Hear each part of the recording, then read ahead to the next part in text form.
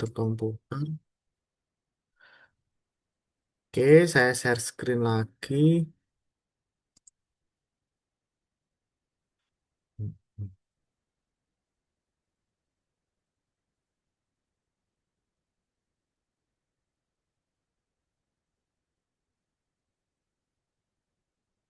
Oke, salah.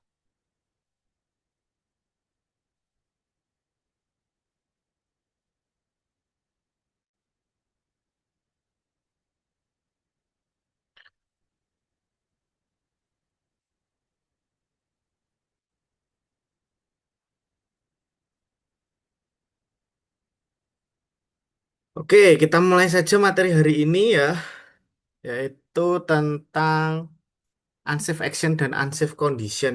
Ya, kemarin kita sudah bahas mengenai kecelakaan kerja, kecelakaan kerja dan juga hierarki pengendalian resiko. Kemarin juga teman-teman sudah ngirim tugas ya tentang apa namanya teori kecelakaan ya terutama. Nah, hari ini kita masuk apa sih penyebabnya kecelakaan kerja atau kerugian yang bisa ditimbulkan oleh kecelakaan. Nah, kecelakaan kerja itu ditimbulkan oleh yang pertama ada unsafe action, yang kedua ada unsafe condition. Di mana dua hal ini merupakan hal yang sebenarnya berkaitan, namun di sini biasanya di perusahaan itu terjadi secara tidak berurutan, tapi berkaitan ya. Kalau biasanya ada unsafe action bisa menimbulkan kerugian atau celaka, unsafe condition pun sama. Tetapi kadangkala di mana dua hal ini bisa berkaitan dan mengakibatkan nantinya adalah kerugian yang lebih besar atau lebih tinggi seperti itu. Nah, kita akan bahas yang pertama apa itu unsafe action ya. Unsafe action itu merupakan sebuah perilaku di mana perilaku tersebut dapat menyebabkan kecelakaan kerja. Intinya di situ. Nanti teman-teman eh, di apa ya, dipahami saja bahwa unsafe action itu merupakan perilaku manusia, yaitu tindakan yang kita lakukan sehari-hari atau teman kerja kita sehari-hari. Berasal dari manusia. Biasanya disebabkan juga human error juga bisa, kelalaian juga bisa, kecerobohan juga bisa. Nah, perilaku manusia ini biasanya mengakibatkan kecelakaan kerja atau kerugian.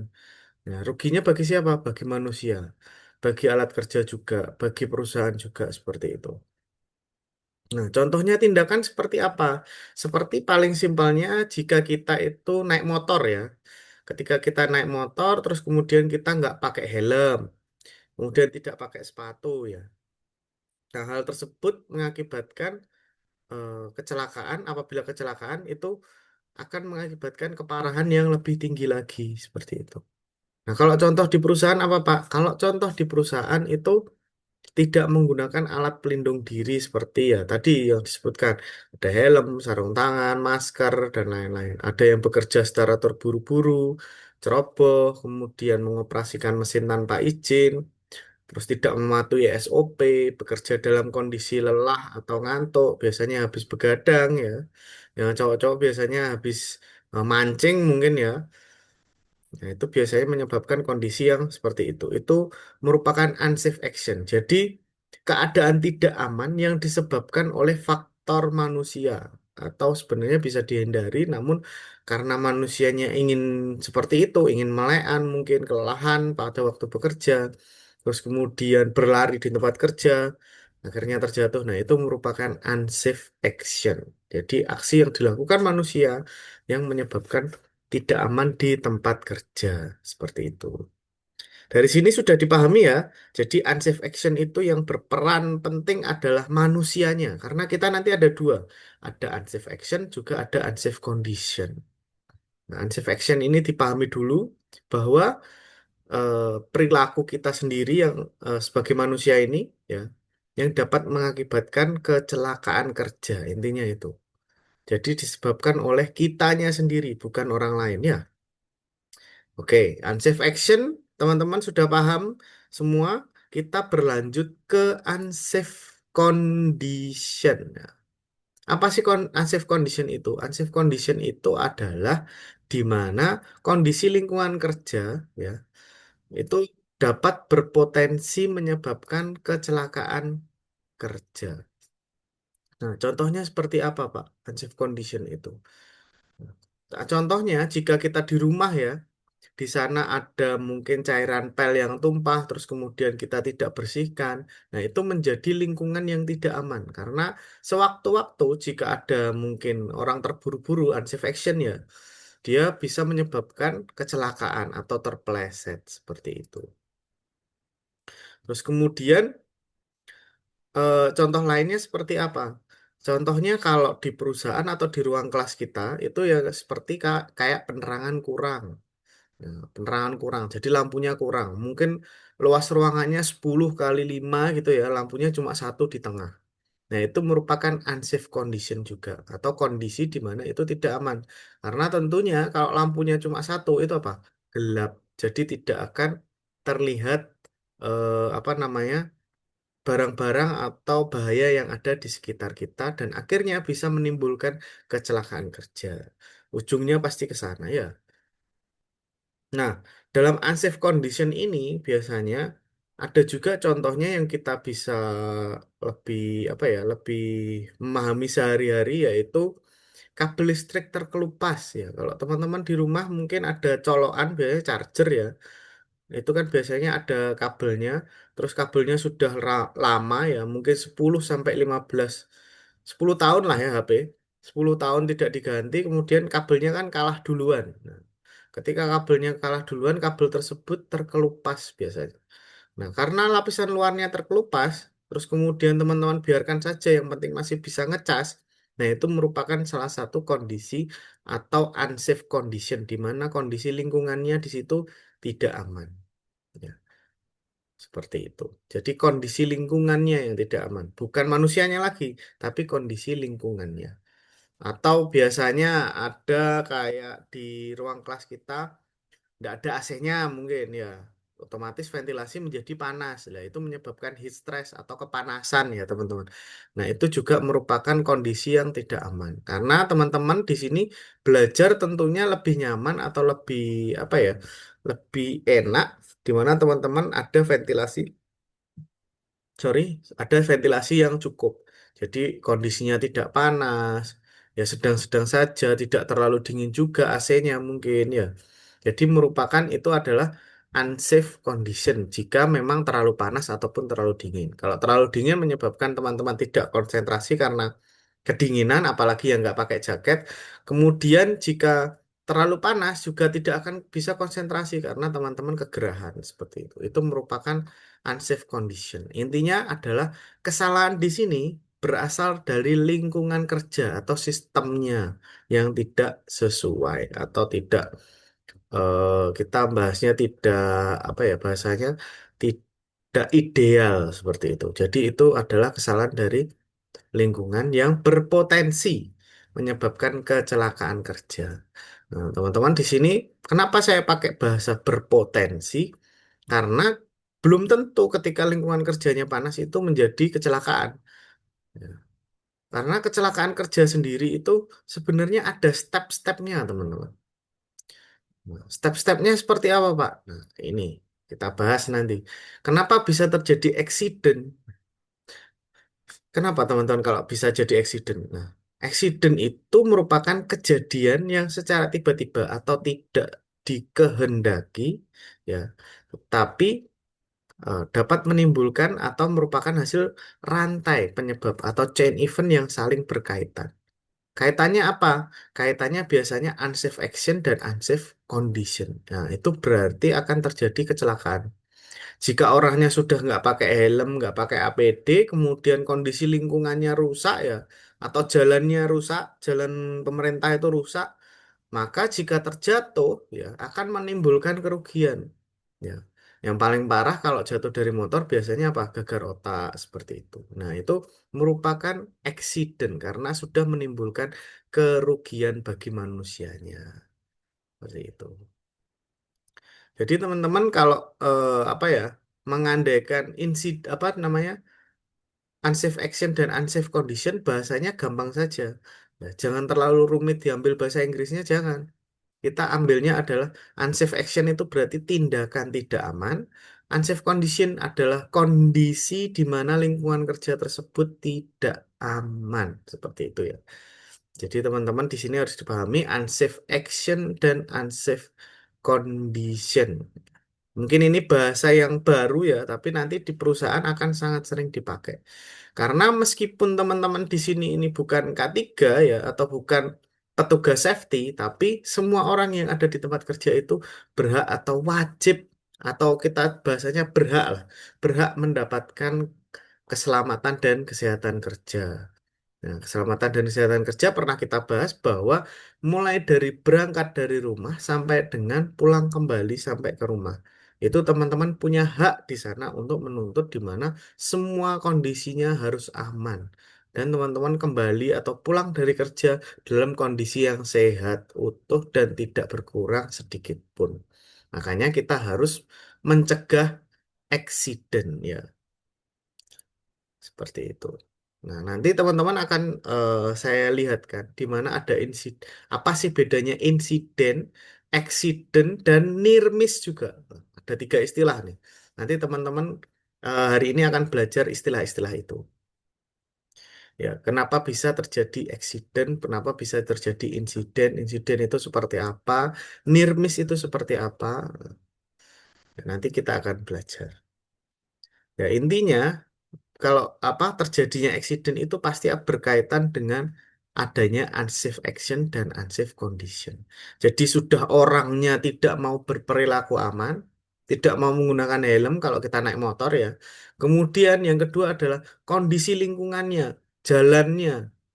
Itu kondisinya apa? Kondisinya banyak jalan berlubang atau banyak palangan seperti itu. Akhirnya apa yang mengakibatkan konsentrasi menjadi buyar. Jadi ini saling berkaitan. Makanya di sini adalah dari rantai penyebab atau chain eventnya. Rantai eventnya seperti apa? Itu akan menjadi insiden. Nah, saya andaikan lebih mudah lagi ya. Itu di sini di K3 bisa dikenal dengan namanya piramida kecelakaan. Piramida kecelakaan. Jadi kalau teman-teman melihat atau merasakan mungkin ya accident ya, contohnya kalau di dapur itu teriris gitu ya, tangannya teriris apa namanya, waktu mengiris-ngiris bumbu ya, ya biasanya yang cewek-cewek ya, itu sebelum terjadi accident atau fatal atau cedera, itu biasanya diawali dengan 600 kejadian near miss. Near miss itu atau insiden ya kita nyebutnya biasanya. Near miss atau insiden itu suatu kejadian di mana seseorang itu hampir terluka atau hampir terkena kerugian. Contohnya apa? Ketika apa namanya teman-teman mau masak telur, telurnya ditaruh, terus kemudian telurnya tersebut jatuh mungkin ya. Tapi teman-teman belum sampai jatuh, telurnya ditangkap lagi. Nah, itu sudah termasuk near miss. Atau paling gampangnya teman-teman, kalau di rumah teman-teman ya, biasanya ada lantai dapur, itu teman-teman mau pleset tapi belum jatuh. Nah, itu sudah termasuk near miss atau insiden. Nah, sebelum terjadi kecelakaan atau cedera di sini ya, sebelum terjadi kecelakaan atau cedera, itu biasanya diawali dengan near miss dulu. Atau kejadian yang mengawalinya. Saya contohkan ini saja, biru. Nah, jadi kalau teman-teman teriris, teriris kan berarti masuk ke cedera ringan ya. Sebelum cedera ringan atau teriris, biasanya sudah ada namanya nirmis atau insiden di sini. Ya. Nirmis ini mulai dari terpeleset tapi belum jatuh, terus kemudian hilangnya konsentrasi, kemudian tangannya hampir terkena pisau, hampir tapi belum belum ke sini ya. Namanya hampir itu berarti belum ada kerugian. Nah, mulai dari kerugian kan di sini. Itu ada 600 kurang lebih 600 kejadian dulu sebelum penyerta, sebelum kejadian itu berlangsung. Dari nirmis tersebut, kalau teman-teman abaikan, oh di situ licin, terus teman-teman tidak mau apa namanya mengepel gitu ya, tidak mau melakukan pengepelan atau tidak mau melakukan perbaikan ya, akan terjadi apa? Biasanya kerusakan properti. Kerusakan properti itu seperti apa, Pak? Kerusakan properti itu jika teman-teman bawa sesuatu, mungkin HP, kemudian atau apalagi ya, alat blender mungkin ketika di dapur ya, otomatis teman-temannya selamat. Ya. Tapi apa? Barang yang dibawa teman-teman mengalami kerusakan karena jatuh. Jadi ada 30 event di sini. Ya, jika teman-teman tidak perbaiki di sini, nirmis ini akan naik dia levelnya menjadi kerusakan properti. Setelah kerusakan properti, kok masih tidak dibenarkan lagi atau dibiarkan lantainya licin? Apa yang terjadi? Biasanya naik menjadi cedera ringan. Teman-teman, kejadian pertama mungkin oke, kejadian kedua ada kerusakan properti, HP-nya jatuh ya, walaupun tidak rusak secara signifikan, tapi sudah ada di sini, sudah ada insidennya. Ya, tidak ada insiden di sini, terus kemudian tidak dibenahi lagi lantai licin tersebut, maka akan menyebabkan cedera ringan. Teman-teman kepleset yang ketiga kali mungkin atau kedua kali kesleo, teman-teman. Nah, itu sudah masuk ke accident. Mulai dari sini dua ini namanya accident. Ya, accident. Akhirnya, jika tidak dibenahi, mungkin teman-teman kepalanya bisa terbentur, akan mengalami cedera serius, mulai dari gagal otak dan lain-lain. Atau bisa juga ada orang yang mungkin masa tulangnya itu kurang baik ya, itu langsung mengalami dari nirmis ini ya, langsung lompat ke luka serius karena mengalami patah tulang. Seperti itu. Jadi ini piramida kecelakaan.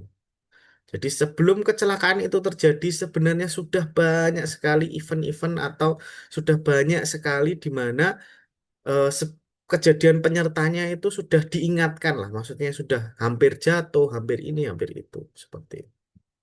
Nah, atau contohnya nih yang paling gampang di jalan raya ya teman-teman. Kalau teman-teman melihat berita, oh ada truk mengalami remblong kemudian menabrak sekian puluh orang dan ada kejadian meninggal dunia. Sebenarnya sebelum kita masuk ke meninggal dunianya atau sebelum kita masuk ke cedera fatal satu ini ya, sebenarnya sudah ada penyerta ini 10 kali, 30 kali dan 600 nirmis. Mungkin yang 600 nirmis ini kejadiannya di motornya sudah remblong, tapi masih bisa dikendalikan karena pelan-pelan seperti itu. Terus kemudian jika tidak dibenahi lagi, dibiarkan lagi. Biasanya motornya sudah mulai blong, manusianya nggak apa-apa, motornya rusak, nabrak pagar ya. Orangnya bisa lompat. Nah, jika tidak dilakukan lagi, akhirnya bisa menjadi perparah, menjadi eksiden, masuk di dalam dua tahap ini. Nah, itu sudah tahap yang sangat parah kita bilang, atau sudah merugikan baik manusia maupun properti harta bendanya. Jadi teman-teman kalau nanti di perusahaan sudah mulai kerja ataupun di rumah ya, kalian harus waspada jika memang ada nirmis di sekitar kita. Mungkin nirmis itu bagi orang Jawa mungkin tidak begitu dirasakan, ah untung selamat. Tetapi sebenarnya di ilmu K3 atau ilmu keselamatan dan kesehatan kerja itu kita bisa hitung. Jadi bukan ini ya, bukan kita menyalahkan takdir. Nah, biasanya kan seperti itu. Oh, sudah takdir dari yang di atas memang seperti itu. Itu sebenarnya tidak bisa dihindari. Karena ilmu K3 itu biasanya berkebalikan dengan budaya. Ya, seperti itu. Jadi teman-teman harus waspada ini ya, jangan sampai nanti menimbulkan kerugian baik cedera ringan maupun cedera berat. Jadi teman-teman harus waspada kalau dari K3 namanya aware di mana lingkungan kerja itu dan kondisi kita saat bekerja itu harus sangat-sangat diperhatikan seperti itu. Ya, sampai sini sudah paham teman-teman? Ya, saya kira sudah paham semua ya sampai sini. Nah, kita lanjutkan. Sebenarnya bagaimana sih cara membedakan ada near miss, insiden, accident, unsafe action, unsafe condition itu bagaimana sih cara membedakannya ya. Ini teman-teman ini adalah bahasa baru ya teman-teman. Kita belajar di sini bahasa baru enggak apa-apa, ilmu baru ya kita pelajari di sini. Nah, berikut ini cara membedakan mana unsafe condition, mana unsafe apa namanya unsafe act ya, mana near miss, mana accident, mana near miss atau insiden, mana accident. Nah, berikut ini teman-teman. Yang pertama ya, kita lihat di gambar ini. Yang pertama ini saya biru-biru ya, unsafe condition. Saya merah ini, unsafe condition, di mana kondisi kerjanya tidak aman. Contohnya apa? Seling di sini atau tali pengikat di sini ya. Yang nomor satu itu sudah mengalami keausan. Biasanya putus tapi belum putus maksimal, tapi masih apa? Ada putus rambut ya kita bilang. Jadi putus satu, dua, tiga seling. Nah, itu merupakan unsafe condition atau kondisi tidak aman karena dia dipakai untuk bekerja. Jadi, ketika hal tersebut dipakai untuk bekerja, itu menjadi unsafe condition atau kondisi tidak aman, masih dilangsungkan secara terus-menerus. Terus kemudian, bagaimana dengan unsafe action, Pak? Unsafe action itu seperti ini. Ya, ini merupakan unsafe action, di mana ada orang mengangkat benda beban berat, terus teman-teman atau ada pekerja ya berdiri di bawahnya. Nah, ini kan berdiri di bawahnya dia. Nah, ini merupakan unsafe action. Jadi di mana orang-orang itu memposisikan dirinya tidak aman. Ya. Terus harusnya bagaimana, Pak? Kalau ada orang lifting atau mengangkat beban berat, teman-teman tidak boleh di bawahnya ya. Karena teman-teman bukan Superman. Jadi kalau kejatuhan benda itu bukan bisa menangkap, tetapi bisa penyet ya, seperti itu.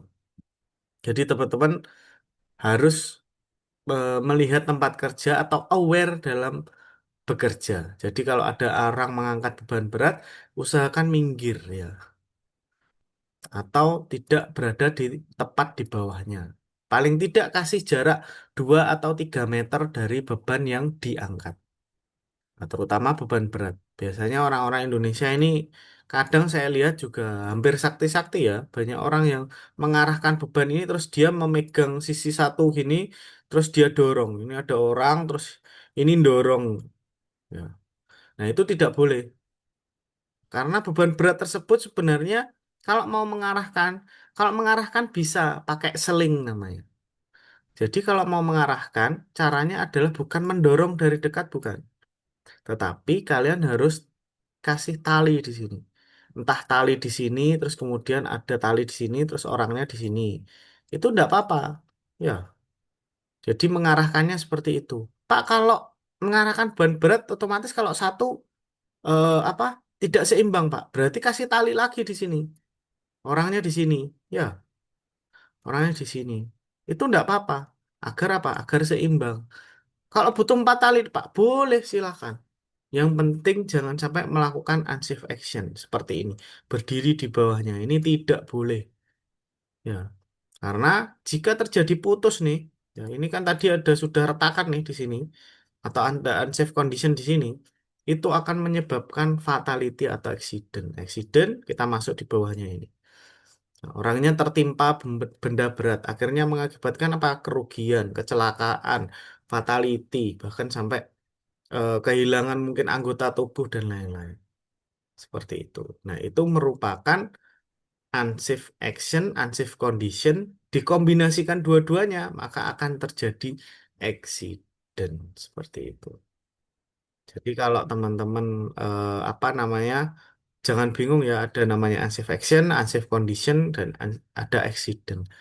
Nanti teman-teman ini dipahami ya, karena pasti ini masuk ke UTS nantinya ya. Ini mudah kok, unsafe conditionnya seperti ini, unsafe actionnya seperti ini, accidentnya seperti ini.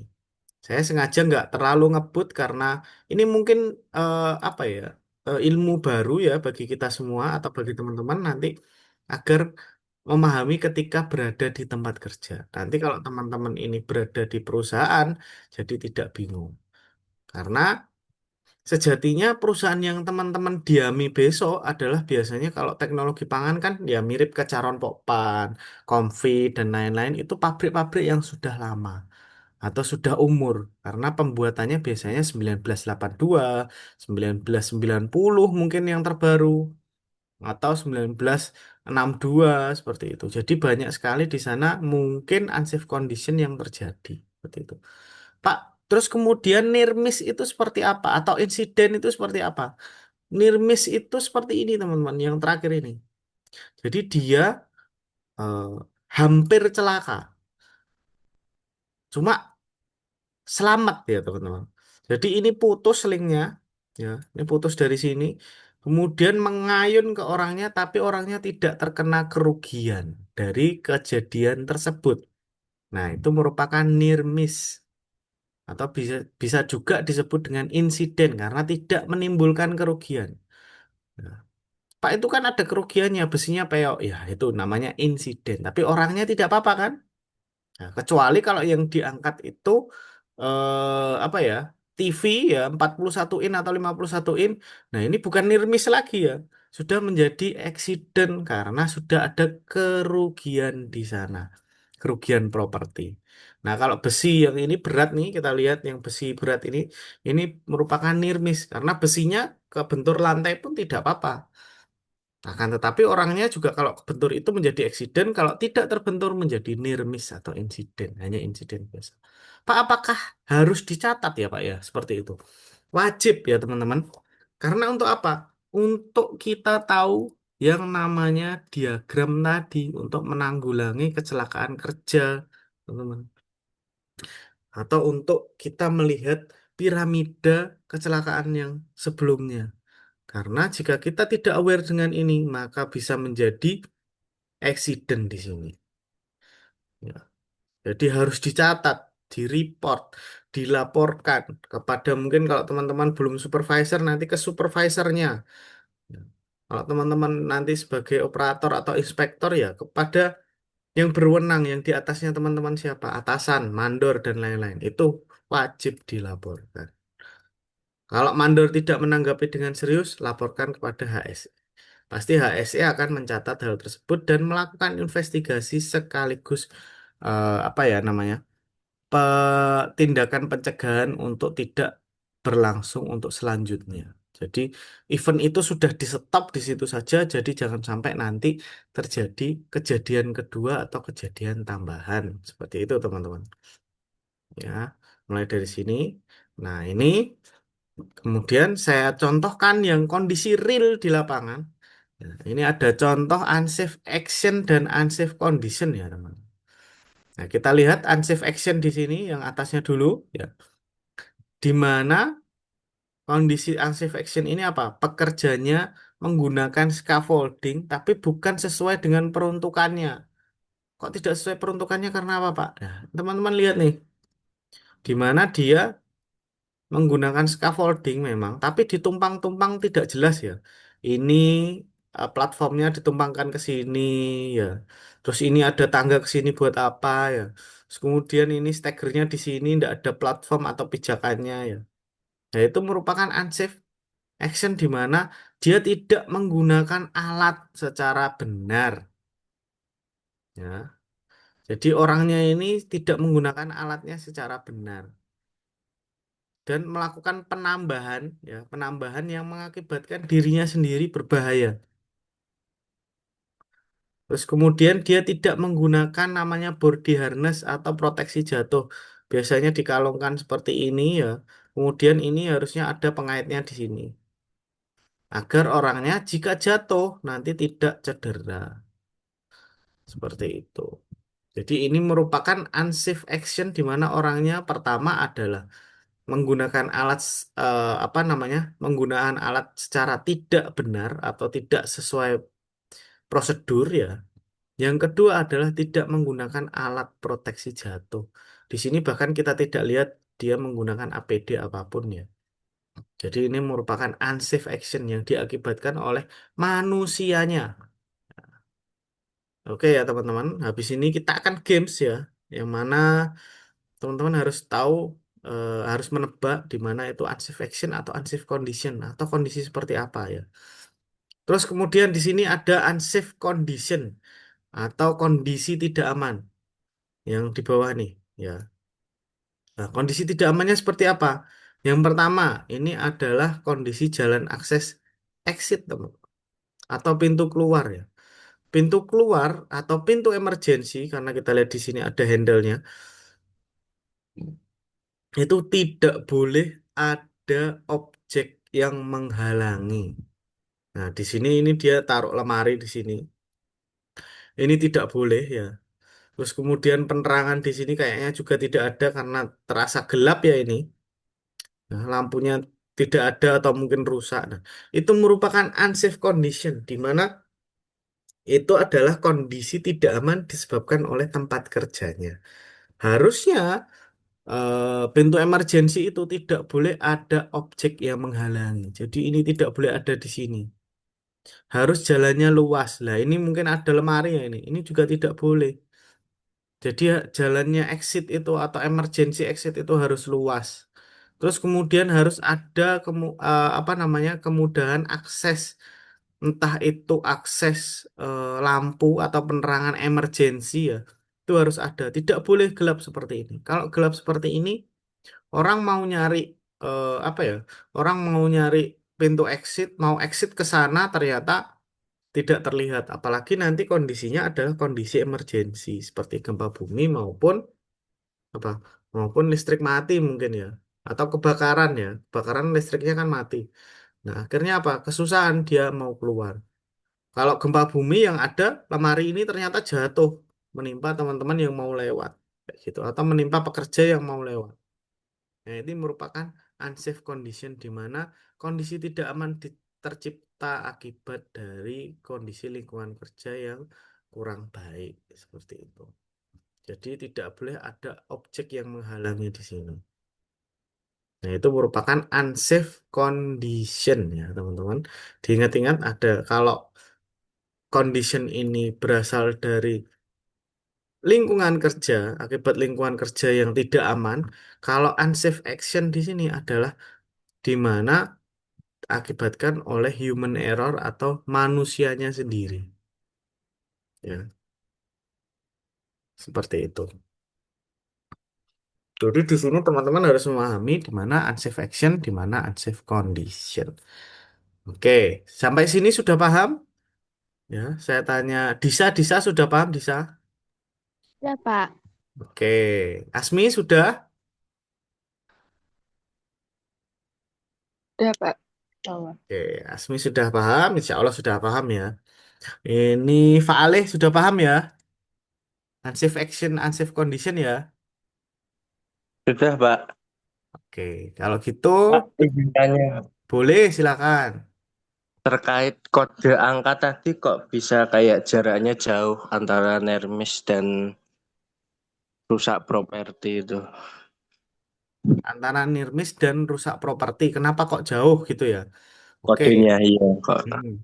Kenapa kok hitungannya jauh ya? Oke, kita kembali ke sana dulu. Nggak apa-apa.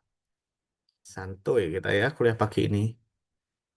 Nah, nah ini ya. Oke. Pak, kenapa kok ini eventnya jauh ya? Kita bilang event aja. Atau kejadiannya kok jauh, Pak? Ini 600. Terus ini kenapa kok 30 ya? Ya. Sebenarnya teman-teman di sini bukan angka pasti ya. Atau angka kita bilang angka baku itu sebenarnya bukan angka baku ya. Bagus pertanyaan Pak Alih tadi. Jadi di mana di sini sebenarnya bukan angka baku ya teman-teman.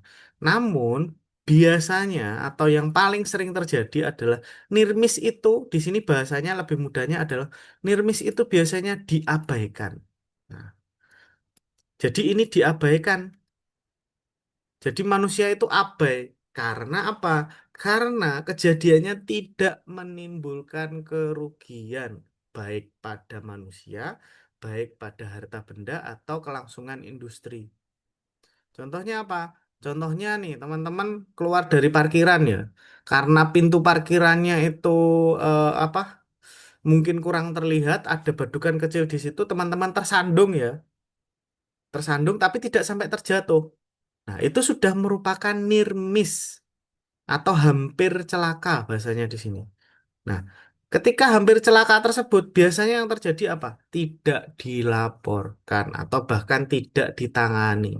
Padahal hal tersebut ketika sudah terjadi berulang kali akan mengakibatkan atau ini naik levelnya. Nah, ini semakin naik juga, ini naik juga seperti itu. Nah, di sini bukan angka baku ya. Jadi, walaupun nanti ada nirmis sekali, ini bisa saja sebenarnya mengakibatkan cedera ringan. Jadi tidak harus 600. Tetapi di sini di piramida kecelakaan ini, kenapa dia dibahasakan 600 kemudian turun-turun menjadi cederanya pasti satu. Nah, jadi ini bahasanya kalau kita bacanya sebagai ASE adalah di balik ada kecelakaan fatal ataupun luka ringan ya, itu pasti ada kejadian sebelumnya yang menyertainya ya. Ya, yang menyertainya seperti apa? Near miss itu tadi atau insiden, ada juga kerusakan properti di sini.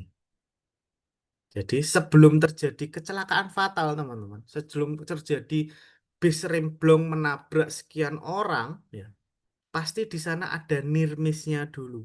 Namun near miss tersebut itu diabaikan atau event tersebut itu diabaikan. Jadi orang-orang, wah nggak apa-apa, wong selamat semua, ya seperti itu. Jadi tidak dilakukan di sini, jarang sekali dilakukan pembenahan yang di near miss ini.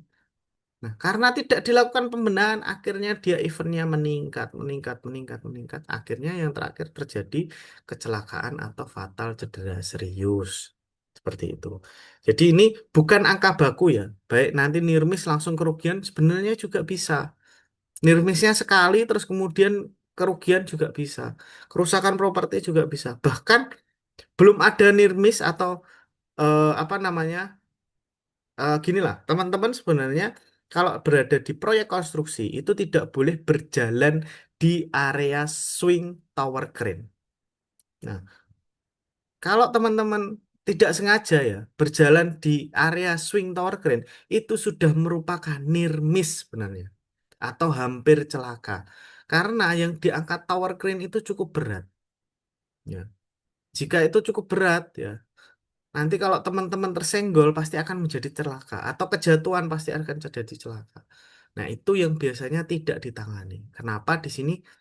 Nah, ini yang ditanyakan Faalih ya, kenapa di sini kok angkanya besar kemudian semakin turun, Pak? Nah, itu sebenarnya yang terjadi.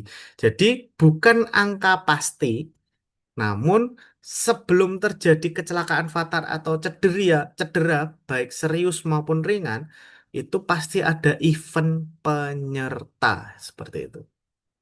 Jadi tidak, kalau kita bahasanya bahasa Jawanya tidak ujuk-ujuk langsung kecelakaan kayak gitu.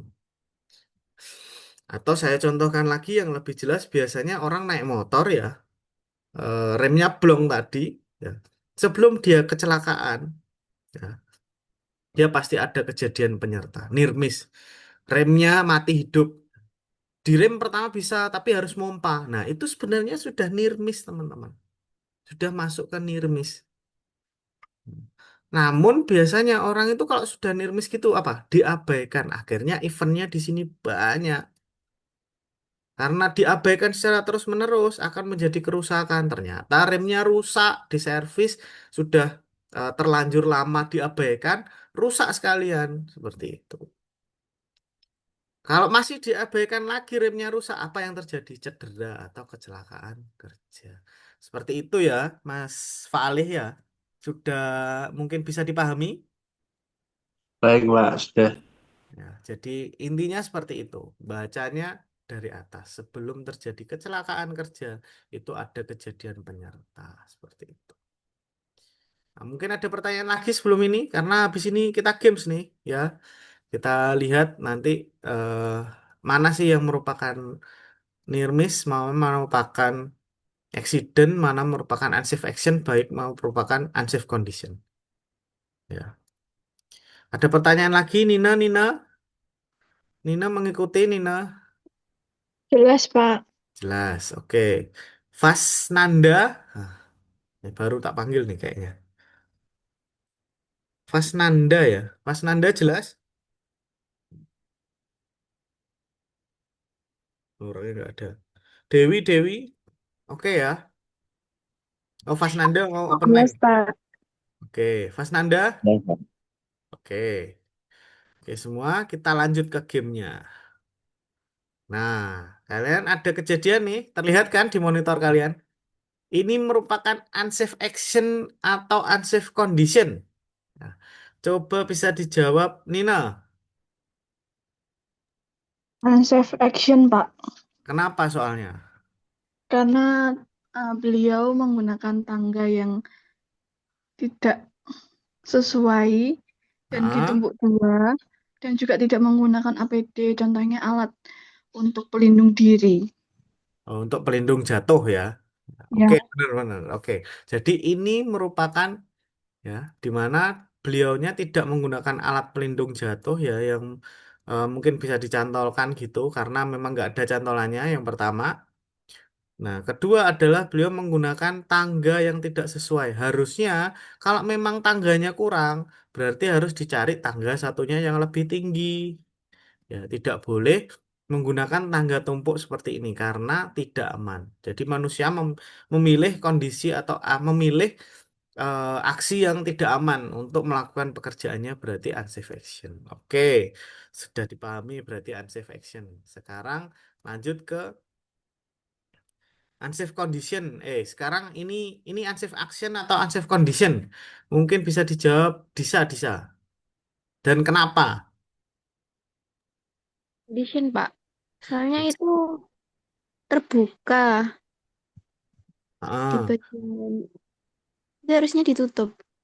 oh ya, benar. Jadi ini unsafe condition. Nah, sudah paham teman-teman tentang perbedaannya unsafe action dan unsafe condition. Di sini harusnya ini ditutup ya teman-teman. Karena ini dibuka menjadi kondisi tidak aman dan juga di sini nggak ada peringatannya mungkin dibuka karena apa ya harusnya ada.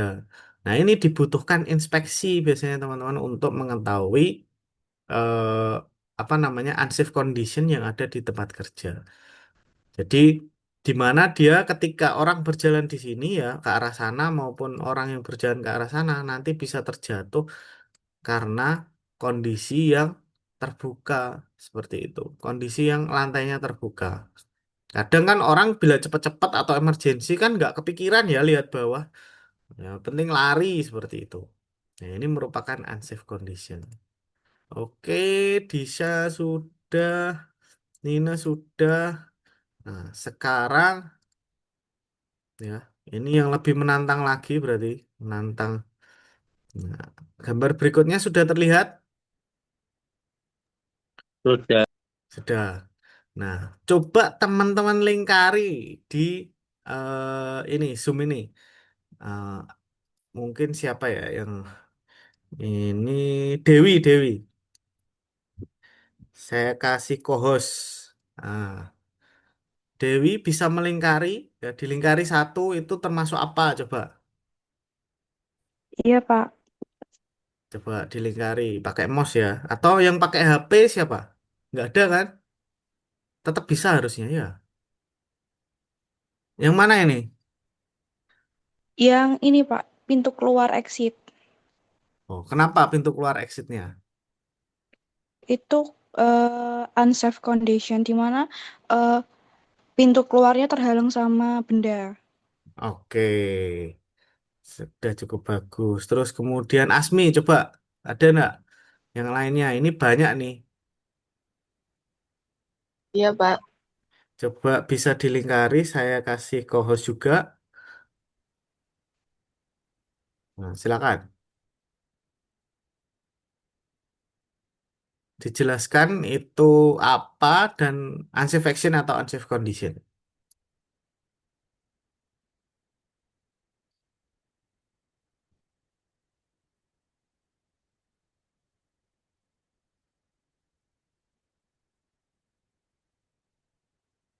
Itu itu apa? Bisa dijelaskan?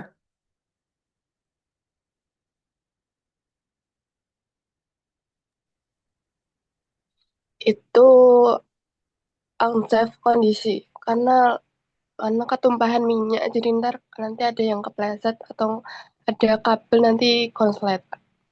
Oke, unsafe condition lagi. Berarti sudah dua unsafe conditionnya ya.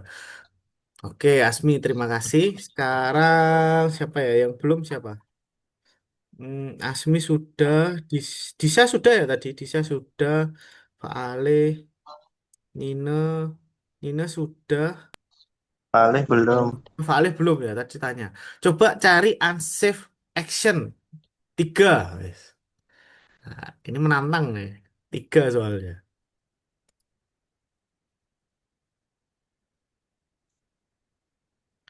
Tiga unsafe action ya. Saya tak buat co-host dulu. Nah, biar bisa coret-coret gambar. Silakan. Tiga unsafe action. Karena tadi sudah ada dua unsafe condition ya. Sekarang tiga unsafe action.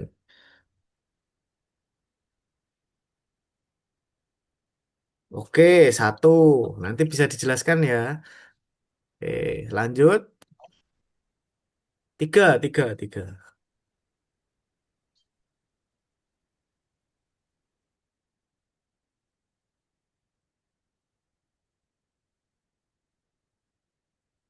Dua. Satu lagi.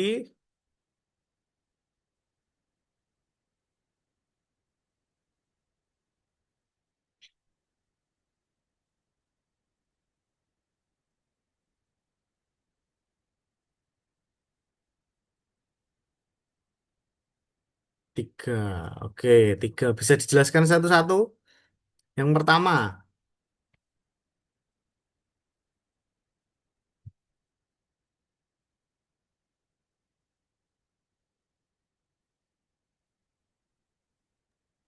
Yang pertama, tidak memakai APD di ruang kerja.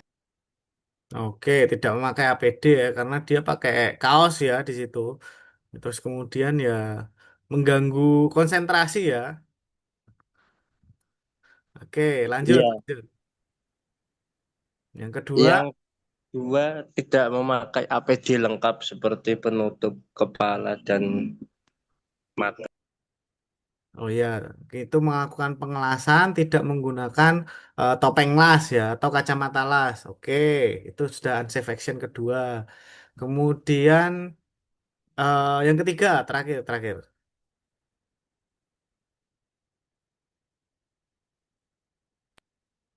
Yang ketiga, membungkus di bawah di alas Oh ya, membungkus tanpa eh, tanpa anu ya, meja kerja ya.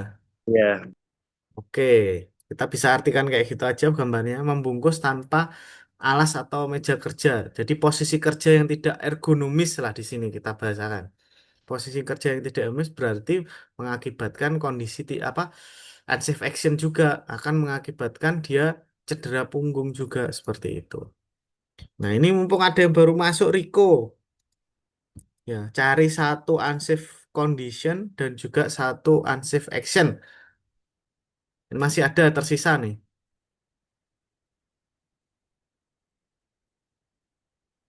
Riko mengikuti atau tidak? Ini saya di jalan, Pak, masih perjalanan ke kampus. Oh, oke oke nggak apa-apa wes. Tapi mengikuti ya unsafe action dan unsafe condition ya. Iya, Pak, ini saya pakai headset. Oke, nggak apa-apa. Oke, nanti saya tambahkan saja biar teman-teman ini ya. Ini ada Fasnanda ya, Fasnanda. Namanya siapa Fasnanda? Ini singkatan kayaknya. Atau pakai nickname lain nih.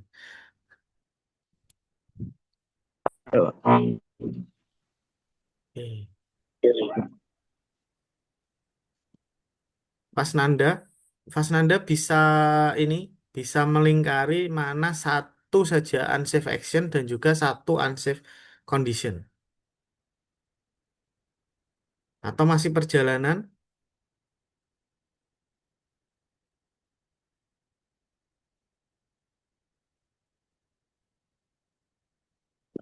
Aman, Pak. Sebentar, Pak. Man, oke. Silakan. Satu saja unsafe action, satu unsafe condition.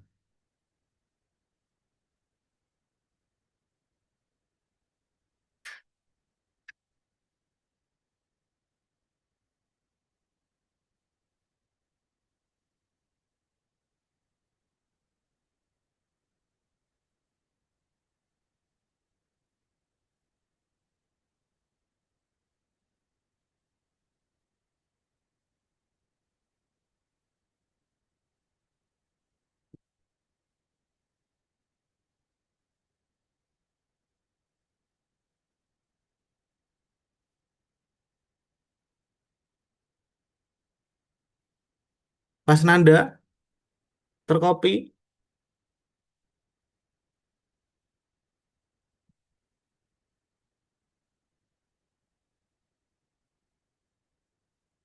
Oke, jika belum tak jadikan co-host ya.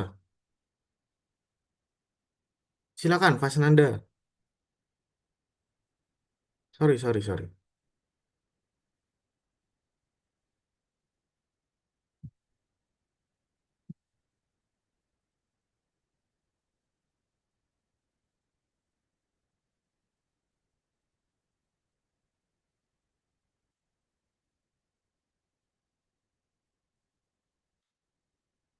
Mas Nanda Yaisa Setiawan. Sepertinya belum terhubung ya. Oke, nggak apa-apa. Yang terakhir, yang satu terakhir ya ini, dua, dua lah, dua terakhir. Saya pakai warna ungu saja. Oh, bisa Mas Nanda?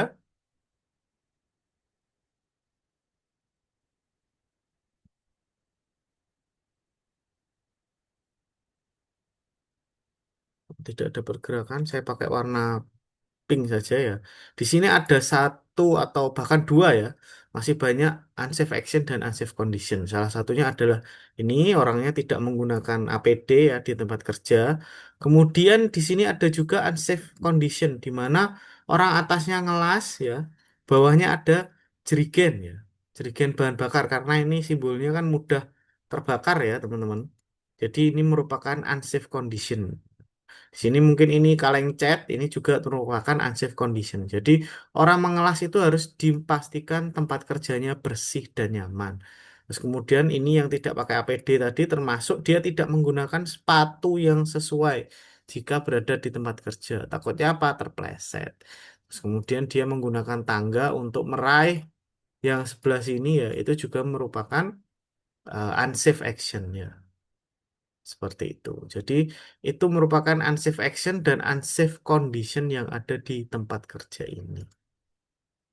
Oke, jika semuanya sudah oke, saya lanjutkan apa namanya? Terus apa yang bisa kita lakukan ya untuk mencegah kecelakaan atau untuk mencegah unsafe action dan unsafe condition? Apa sih yang eh, kita lakukan sebagai sesama pekerja ya? Atau sebagai manajemen lah.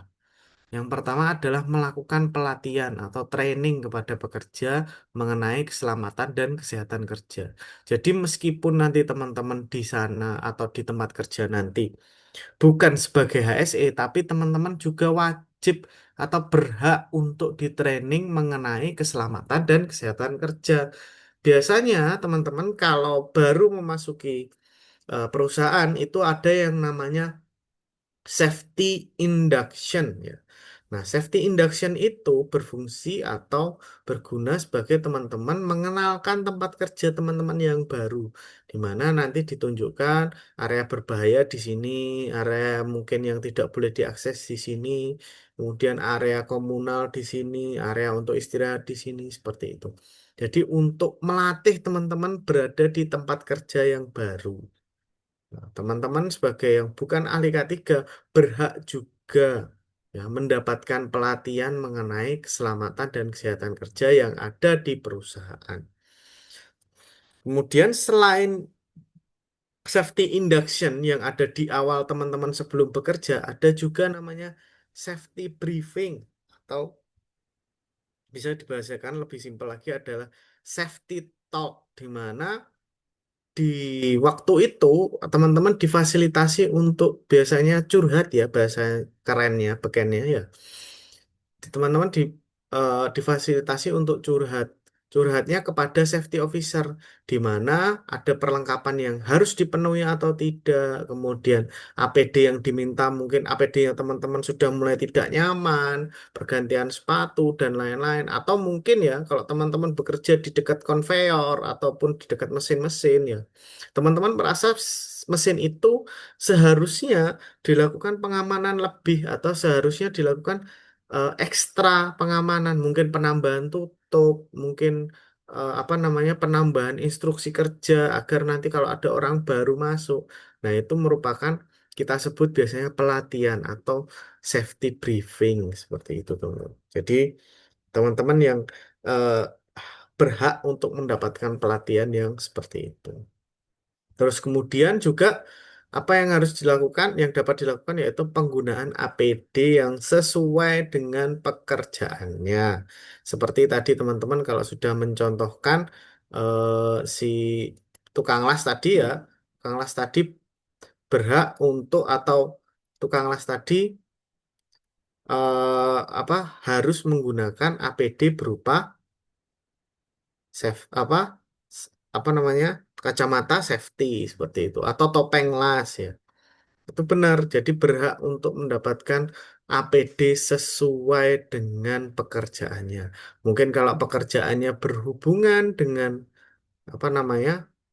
Berhubungan dengan ini pekerjaan yang bersifat fire mungkin itu berhak mendapatkan sarung tangan las, topeng las seperti itu.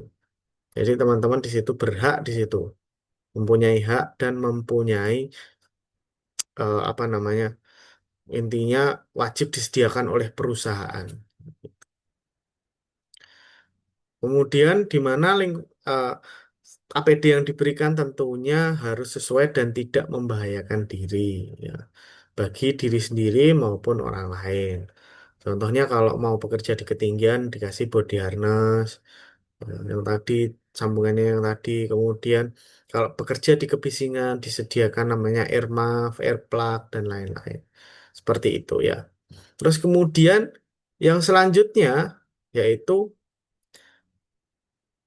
apa namanya adanya safety inspeksi atau teman-teman sendiri sebenarnya boleh sekali melakukan safety inspeksi jika merasa pekerjaan yang ada di sekitar teman-teman itu merasa kurang safety. Itu boleh teman-teman melakukan safety inspeksi. Di mana safety inspeksi ini ya digunakan atau dilakukan sebelum penggunaan alat ya, memastikan di mana itu aman bagi penggunanya. Contohnya kalau teman-teman pakai gerinda atau gampangnya kalau di rumah ya teman-teman mungkin yang cewek-cewek punya hair dryer ya, itu sebelum menggunakan dipastikan safety-nya dulu. Belum menggunakan alat dipastikan safety-nya dulu. Cara memastikannya gimana? Dicek dulu apakah kabelnya ada yang terkelupas, apakah alat tersebut berfungsi sebagaimana mestinya, tidak nyetrum, tidak mengakibatkan kerugian, tidak mengakibatkan panas bagi teman-teman seperti itu. Nah, itu harus dicek semuanya dulu. Itu namanya inspeksi, safety inspeksi kepada alat-alat yang akan digunakan teman-teman di saat nanti akan bekerja. Kalau nanti ada kerusakan ataupun ada yang tidak semestinya terjadi, teman-teman jangan hanya diam. Meskipun teman-teman itu bukan petugas K3, teman-teman juga harus bersuara di mana teman-teman serekan kerja, setim itu wajib saling melindungi selama berada di tempat kerja. Jadi lakukan lakukan pelaporan jika teman-teman menemukan hal negatif atau hal yang tidak sesuai, baik unsafe action, unsafe condition, maupun near miss tadi pada saat bekerja. Itu harus teman-teman laporkan. Meskipun teman-teman bukan petugas K3, tapi boleh melaporkan, boleh menindak langsung juga boleh. Karena yang rugi nanti jika teman-teman tidak melakukan itu siapa? Yang rugi nanti adalah teman-teman sendiri. Yang ditakutkan apa? Yang ditakutkan adalah ketika orang-orang melakukan unsafe action atau tindakan tidak aman di tempat kerja. Ya. Jangan-jangan nanti kalau contohnya orang bubut ya, ketika dia mengoperasikan benda berputar, melakukan apa tindakan tidak aman, ternyata benda berputar tersebut bisa terlempar ke pekerja lain. Seperti itu. Bisa terlempar ke pekerja lain dan menimbulkan eksiden ataupun kecelakaan. Jadi teman-teman yang berada di tempat kerja nanti jangan hanya diam. Laporkan atau tegur jika memang terjadi hal-hal yang membahayakan. Ya, termasuk nanti teman-teman juga bisa melakukan dorongan atau encourage ke pekerja lain bahwa Anda atau teman-teman nanti pengen kerja dengan selamat. Jangan biarkan orang lain yang ada di tempat kerja bertindak tidak aman sehingga mengakibatkan bahaya bagi pekerja yang ada di sekitar tempat tersebut atau tempat kerja. Seperti itu, teman-teman. Nah, jadi harus dibangun namanya bangun budaya safety.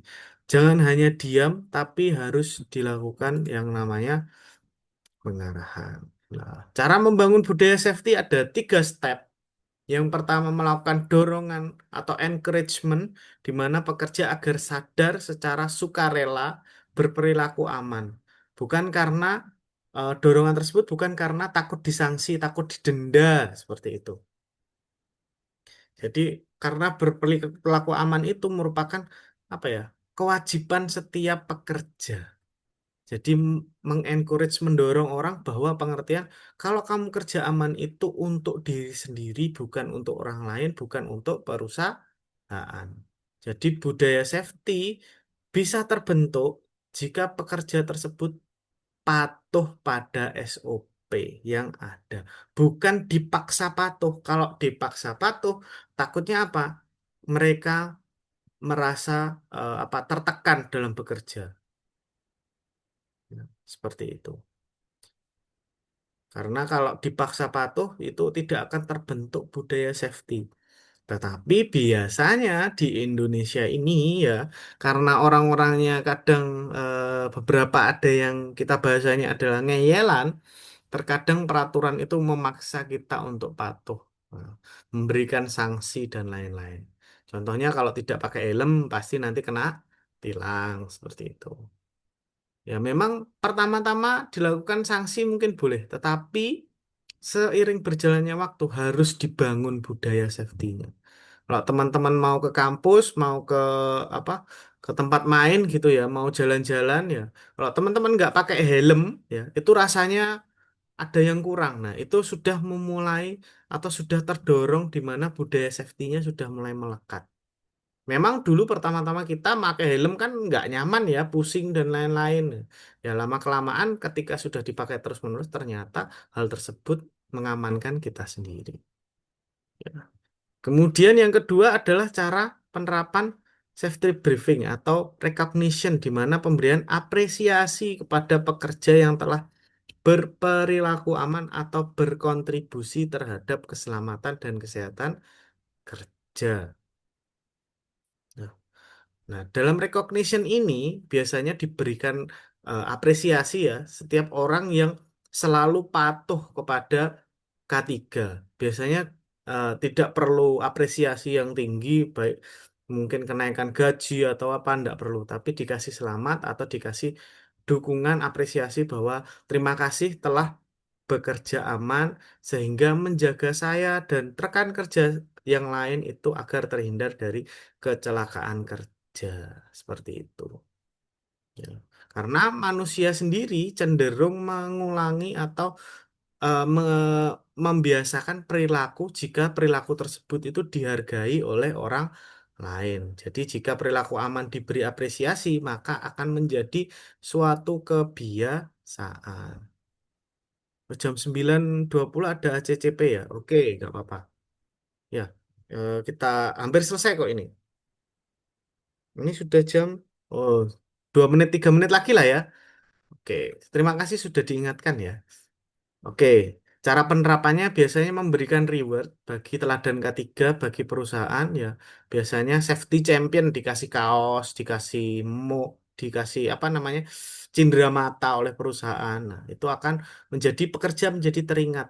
Nah, terkadang itu memicu di mana pekerja lain juga ingin mendapatkan penghargaan tersebut. Akhirnya pekerja lain ikut meniru. Seperti itu. Terus kemudian yang ketiga ada continuous improvement, di mana perbaikan berkelanjutan. Ya, perbaikan kelanjutan adalah upaya untuk memperbaiki sistem keselamatan secara terus-menerus berdasarkan dari evaluasi dan pengalaman mereka sendiri.